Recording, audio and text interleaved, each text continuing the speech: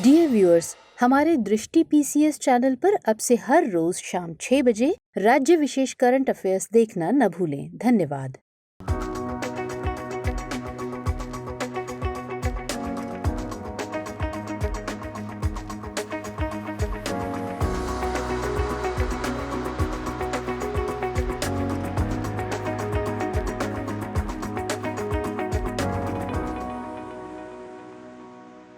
नमस्कार, दृष्टि आईएएस के टुडेज जी के प्रोग्राम में आपका स्वागत है। शुरुआत करते हैं पिछले सेशन के रिकैप से। पहला प्रश्न था, निम्नलिखित कथनों पर विचार कीजिए। 1. भारत में हीट वेव्स का प्रभाव आमतौर पर मार्च से जून के बीच होता है। 2. यदि वास्तविक अधिकतम तापमान सामान्य अधिकतम तापमान चाहे कुछ भी हो 45 डिग्री सेल्सियस या उससे अधिक बना रहता है तो हीट वेव्स का प्रभाव घोषित किया जाता है। उपरोक्त में से कौन सा यहाँ से कथन सही है या फिर है? इसका सही जवाब था 1 और 2 दोनों। अगला प्रश्न था, निम्नलिखित में से कौन हिमस्खलन के मुख्य कारण है? 1. भारी हिमपात, 2. तुंगता यानी एल्टीट्यूड, 3. भूकंप। नीचे दिए गए कूट का प्रयोग कर सही उत्तर चुनिए। इसका सही जवाब था 1, 2 और 3। अगला प्रश्न था, निम्नलिखित कथनों पर विचार कीजिए। 1. ऑरोरा को ध्रुवीय प्रकाश के रूप में भी जाना जाता है। 2. जब सूर्य की सतह से निकलने वाले आवेशित कण पृथ्वी के वायुमंडल में प्रवेश करते हैं तब ऑरोरा बनता है। ऊपर दिए गए कथनों में से कौन सा यहाँ से सही है या फिर है? इसका सही जवाब था 1 और 2 दोनों। अगला प्रश्न था, निम्नलिखित में से कौन से देश ओपेक के सदस्य हैं? 1. कॉन्गो, 2. अंगोला, 3. अल्जीरिया, 4. इंडोनेशिया। नीचे दिए गए कूट का प्रयोग कर सही उत्तर चुनिए। इसका सही जवाब था 1, 2, 3 और 4। अगला प्रश्न था, हाल ही में खबरों में रहा ऑपरेशन AAHT निम्नलिखित में से किससे संबंधित है? इसका सही जवाब था मानव तस्करी। अगला प्रश्न था, व्हाइट चीक्ड मैकॉक के संबंध में निम्नलिखित कथनों पर विचार कीजिए। 1. इसको पहली बार 2015 में भूटान में खोजा गया था। 2. इसे हाल ही में भारत में पहली बार अरुणाचल प्रदेश में देखा गया है। ऊपर दिए गए कथनों में से कौन सा यहाँ से सही है या फिर है? इसका सही जवाब था केवल 2।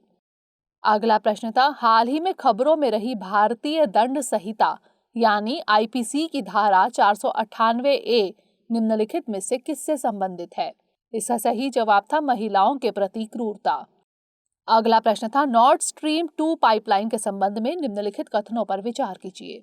1. यह बाल्टिक सागर से गुजरती है। 2. इसके जरिए कच्चे तेल को रूस से जर्मनी भेजा जाएगा। ऊपर दिए गए कथनों में से कौन सा यहाँ से सही नहीं है या फिर है? इसका सही जवाब था केवल 2। अगला प्रश्न था, Web3 प्लेटफॉर्म पॉलीगन के संबंध में निम्नलिखित कथनों पर विचार कीजिए। 1. यह एक लेयर 2 नेटवर्क है। 2. यह एथेरियम ब्लॉकचेन पर बनाया गया है। ऊपर दिए गए कथनों में से कौन सा यहाँ से सही है या फिर है? इसका सही जवाब था 1 और 2 दोनों। अंतिम प्रश्न था, निम्नलिखित कथनों पर विचार कीजिए। 1. क्वाड 4 देशों का एक औपचारिक रणनीतिक मंच है। 2. क्वाड का प्राथमिक फोकस इंडो पैसिफिक क्षेत्र है। ऊपर दिए गए कथनों में से कौन सा यहाँ से सही है या फिर है? इसका सही जवाब था केवल 2। शुरुआत करते हैं आज के सेशन की। सबसे पहले देखेंगे अभ्यास प्रश्न। निम्नलिखित कथनों पर विचार कीजिए। 1. भारतीय संविधान का अनुच्छेद 25 अंतःकरण की और धर्म को अबाध रूप से मानने, आचरण और प्रचार करने की स्वतंत्रता देता है। 2. धर्मांतरण को प्रतिबंधित या विनियमित करने वाला कोई सेंट्रल कानून नहीं है। 3. अपनी पसंद के व्यक्ति से शादी करने का अधिकार अनुच्छेद 21 में निहित है। उपरोक्त में से कौन सा यहाँ से कथन सही है या फिर है? केवल 1 और 2, केवल 2 और 3, केवल 3 या फिर 1, 2 और 3? इसका सही जवाब है ऑप्शन डी, 1, 2 और 3, यानी सभी कथन सही हैं। हाल ही में हरियाणा कैबिनेट ने गैर कानूनी धर्मांतरण रोकथाम विधेयक 2022 यानी the Haryana prevention of unlawful conversion of religious bill 2022 के ड्राफ्ट को मंजूरी दी है। इस विधेयक का मकसद धर्मांतरण को रोकना है। इससे गलत बयानी, जबरदस्ती, धोखाधड़ी, लालच या शादी के माध्यम से एक धर्म से दूसरे धर्म में धर्मांतरण पर रोक लगेगी। संविधान का अनुच्छेद 25 अंतःकरण की और धर्म को अबाध रूप से मानने, आचरण और प्रचार करने की स्वतंत्रता देता है। अतः कथन 1 सही है। 2017 के हदिया जजमेंट में सुप्रीम कोर्ट ने कहा था कि अपनी पसंद के व्यक्ति से शादी करने का अधिकार अनुच्छेद 21 में निहित है, इसलिए कथन 3 सही है। धर्मांतरण को प्रतिबंधित या विनियमित करने वाला कोई सेंट्रल कानून नहीं है, अतः कथन 2 भी सही है। तो इस तरह इस प्रश्न का सही जवाब है ऑप्शन डी 1, 2 और 3। हमारे वीडियो अंग्रेजी में देखने के लिए फॉलो करें हमारा ही दूसरा यूट्यूब चैनल दृष्टि IAS इंग्लिश। आज के सेशन का पहला प्रश्न है, नाभिकीय संलयन के संदर्भ में निम्नलिखित कथनों पर विचार कीजिए। 1, इसमें भारी आइसोटोप अलग हो जाते हैं। 2, संलयन अभिक्रियाएं प्लाज्मा नामक पदार्थ की अवस्था में होती हैं। उपरोक्त में से कौन सा यहाँ से कथन सही है या फिर है? केवल 1, केवल 2, दोनों 1 और 2, या फिर ना तो 1 और ना ही 2? इसका सही जवाब है ऑप्शन बी, केवल 2।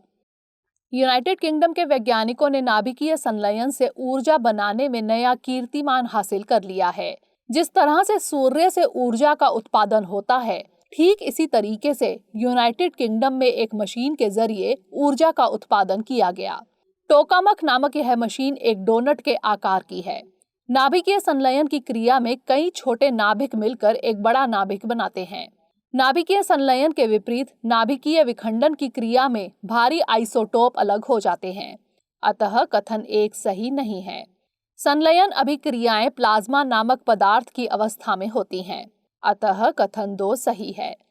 प्लाज्मा को पदार्थ की चौथी अवस्था के रूप में भी जाना जाता है। तो इस तरह इस प्रश्न का सही जवाब है ऑप्शन बी, केवल 2। अगला प्रश्न है, निम्नलिखित कथनों पर विचार कीजिए।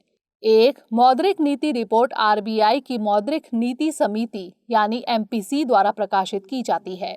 2, मौद्रिक नीति समिति RBI अधिनियम 1934 के तहत एक वैधानिक और संस्थागत ढांचा है। 3, मुद्रास्फीति लक्ष्य को RBI द्वारा वार्षिक आधार पर निर्धारित किया जाता है। उपरोक्त में से कौन सा यहाँ से कथन सही है या फिर है? केवल 1 और 2, केवल 2 और 3, केवल 3, या फिर 1, 2 और 3? इसका सही जवाब है ऑप्शन ए, केवल 1 और 2। भारतीय रिजर्व बैंक की 6 सदस्यीय मौद्रिक नीति समिति यानी MPC आज यानी 10 फरवरी 2022 मौद्रिक नीति की समीक्षा की। RBI ने नीतिगत ब्याज दरों को यथावत रखने का फैसला किया है। मौद्रिक नीति रिपोर्ट RBI की मौद्रिक नीति समिति यानी MPC द्वारा प्रकाशित की जाती है, अतः कथन 1 सही है। यह RBI एक्ट 1934 के तहत एक वैधानिक और संस्थागत ढांचा है, अतः कथन 2 सही है। MPC मुद्रास्फीति के 4% लक्ष्य को हासिल करने के लिए ब्याज दर यानी रेपो दर का निर्धारण करती है। RBI के गवर्नर MPC के पदेन अध्यक्ष हैं। संशोधित RBI एक्ट में हर 5 साल में एक बार रिजर्व बैंक के परामर्श से भारत सरकार द्वारा मुद्रास्फीति लक्ष्य निर्धारित करने का प्रावधान है, अतः कथन 3 सही नहीं है। तो इस तरह इस प्रश्न का सही जवाब है ऑप्शन ए, केवल 1 और 2। अगला प्रश्न है, निम्नलिखित में से कौन से मामले जन प्रतिनिधित्व अधिनियम 1951 द्वारा निपटाए जाते हैं? 1, लोकसभा में सीटों का आवंटन। 2, उपचुनाव। 3, चुनावी विवाद। 4, राजनीतिक दलों का पंजीकरण। नीचे दिए गए कूट का प्रयोग कर सही उत्तर चुनिए। केवल 1 और 3, केवल 2, 3 और 4, केवल 2 और 4, या फिर 1, 2, 3 और 4? इसका सही जवाब है ऑप्शन बी, केवल 2, 3 और 4। उत्तर प्रदेश में आज यानी 10 फरवरी से विधानसभा चुनाव शुरू हो गए हैं। आज पहले चरण में राज्य के पश्चिमी बेल्ट में 58 सीटों के लिए मतदान हुआ। जनप्रतिनिधित्व अधिनियम 1951 में भारत में चुनावों के वास्तविक संचालन का प्रावधान किया गया है। यह निम्नलिखित मामलों से संबंधित है: संसद और राज्य विधानमंडलों के दोनों सदनों के सदस्यों की योग्यता और अयोग्यता जैसे विवरण, चुनाव कराने के लिए प्रशासनिक तंत्र, राजनीतिक दलों का पंजीकरण, चुनाव का संचालन, चुनावी विवाद, भ्रष्ट आचरण और चुनावी अपराध, उपचुनाव। जनप्रतिनिधित्व अधिनियम द्वारा लोकसभा में सीटों का आवंटन किया जाता है, इसलिए विकल्प बी सही है। तो इस तरह इस प्रश्न का सही जवाब है ऑप्शन बी, केवल 2, 3 और 4। अगला प्रश्न है, निम्नलिखित कथनों पर विचार कीजिए। एक, संविधान में एक साल में 3 निश्चित संसदीय सत्रों का प्रावधान है। 2, संविधान के अनुच्छेद 85 में संसदीय सत्र को आहूत करने का प्रावधान किया गया है। 3, संसद के किसी सत्र को बुलाने की शक्ति सरकार के पास है। उपरोक्त में से कौन सा यहाँ से कथन सही है या फिर है? केवल एक और दो, केवल 2 और 3 या फिर केवल 3? इसका सही जवाब है ऑप्शन सी, केवल 2 और 3। राजस्थान विधानसभा का बजट सत्र शुरू हो गया है। संविधान के अनुच्छेद 85 में संसदीय सत्र को आहूत करने का प्रावधान किया गया है, अतः कथन 2 सही है। संसद के किसी सत्र को बुलाने की शक्ति सरकार के पास है, अतः कथन 3 सही है। भारत में कोई निश्चित संसदीय कैलेंडर नहीं है। संसद के एक वर्ष में 3 सत्र होते हैं। सबसे लंबा बजट सत्र यानी पहला सत्र होता है जो जनवरी के अंत में शुरू होता है और अप्रैल के अंत या मई के पहले सप्ताह तक समाप्त हो जाता है। इस सत्र में एक अवकाश होता है ताकि संसदीय समितियां बजटीय प्रस्तावों पर चर्चा कर सकें। दूसरा सत्र मॉनसून सत्र है जो 3 सप्ताह का होता है। यह जुलाई माह में शुरू होता है और अगस्त में खत्म होता जाता है। तीसरा सत्र शीतकालीन सत्र है। इसका आयोजन नवंबर से दिसंबर तक किया जाता है। तो इस तरह इस प्रश्न का सही जवाब है ऑप्शन सी, केवल 2 और 3। अगला प्रश्न है, अटल टनल के संदर्भ में निम्नलिखित कथनों पर विचार कीजिए। 1, यह हिमाचल प्रदेश के मनाली को लाहौल और स्पीति से जोड़ता है। 2, यह दुनिया का सबसे लंबा हाईवे टनल है। 3, इस सुरंग को हिमालय की धौलाधार रेंज में बनाया गया है। उपरोक्त में से कौन से कथन सही है? केवल 1 और 2, केवल 2 और 3, केवल 1 और 3 या फिर 1, 2 और 3? इसका सही जवाब है ऑप्शन ए, केवल 1 और 2। हाल ही में अटल सुरंग को वर्ल्ड बुक ऑफ रिकॉर्ड्स द्वारा आधिकारिक तौर पर 10,000 फीट से ऊपर दुनिया की सबसे लंबी राजमार्ग सुरंग के रूप में प्रमाणित किया गया है। यह टनल हिमाचल प्रदेश के रोहतांग में स्थित है। यह मनाली के पास सोलंग घाटी को लाहौल और स्पीति जिले में सिसु से जोड़ती है, अतः कथन 1 सही है। 9.02 किलोमीटर की यह सुरंग 3000 मीटर की ऊंचाई पर स्थित दुनिया की सबसे लंबी राजमार्ग सुरंग है, अतः कथन 2 सही है। अटल सुरंग या रोहतांग सुरंग को हिमालय की पीर पंजाल श्रेणी में बनाया गया है, अतः कथन 3 सही नहीं है। तो इस तरह इस प्रश्न का सही जवाब है ऑप्शन ए, केवल 1 और 2। अगला प्रश्न है, भूचुंबकीय तूफान यानी जियोमैग्नेटिक स्टॉर्म के संबंध में निम्नलिखित कथनों पर विचार कीजिए। 1, ये सनस्पॉट से जुड़ी चुंबकीय ऊर्जा के निकालने के दौरान होते हैं। 2, ये चुंबकीय प्लाज्मा है जो सौर सतह से बहुत तेज गति से निकलते हैं। उपरोक्त में से कौन सा यहाँ से कथन सही है या फिर है? केवल 1, केवल 2, दोनों 1 और 2 या फिर ना तो 1 और ना ही 2? इसका सही जवाब है ऑप्शन सी, दोनों 1 और 2, यानी दोनों कथन सही हैं।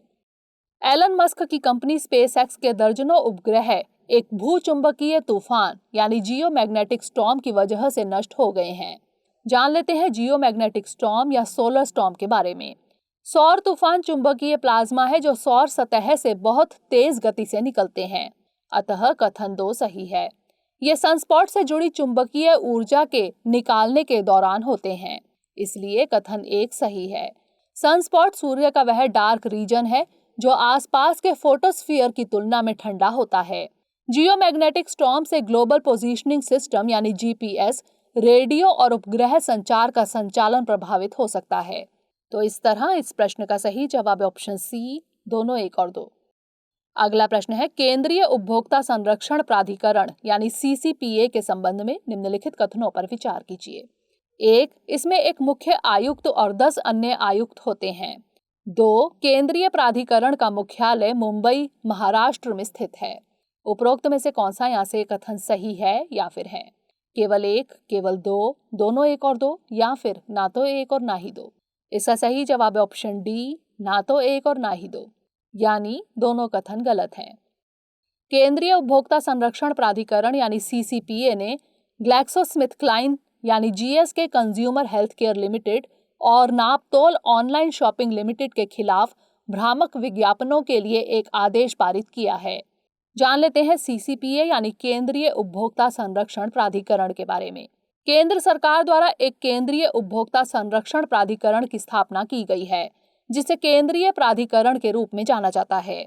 इसका उद्देश्य संबंधित मामलों को रेगुलेट करना है। उपभोक्ताओं के अधिकारों का उल्लंघन, अनुचित व्यापार व्यवहार, झूठे या भ्रामक विज्ञापन और उपभोक्ताओं के अधिकारों को एक वर्ग के रूप में लागू करना। केंद्रीय प्राधिकरण में एक मुख्य आयुक्त और उतने अन्य आयुक्त होंगे जितने निर्धारित किए जा सकते हैं। अतः कथन 1 सही नहीं है। इनकी नियुक्ति केंद्र सरकार करती है। केंद्रीय प्राधिकरण का मुख्यालय दिल्ली NCR में है। अतः कथन 2 भी सही नहीं है। इसके क्षेत्रीय और अन्य कार्यालय भारत में किसी भी स्थान पर हो सकते हैं जहां केंद्र सरकार तय करे। तो इस तरह इस प्रश्न का सही जवाब है ऑप्शन डी, ना तो 1 और ना ही 2। अगला प्रश्न है, डोर्नियर विमान के संबंध में निम्नलिखित कथनों पर विचार कीजिए। 1, यह 2 इंजन वाला बहुउद्देशीय विमान है। 2, यह इजरायली कंपनी से लाइसेंस के तहत हिंदुस्तान एरोनॉटिक्स लिमिटेड द्वारा निर्मित है। उपरोक्त में से कौन सा यहाँ से कथन सही है या फिर है?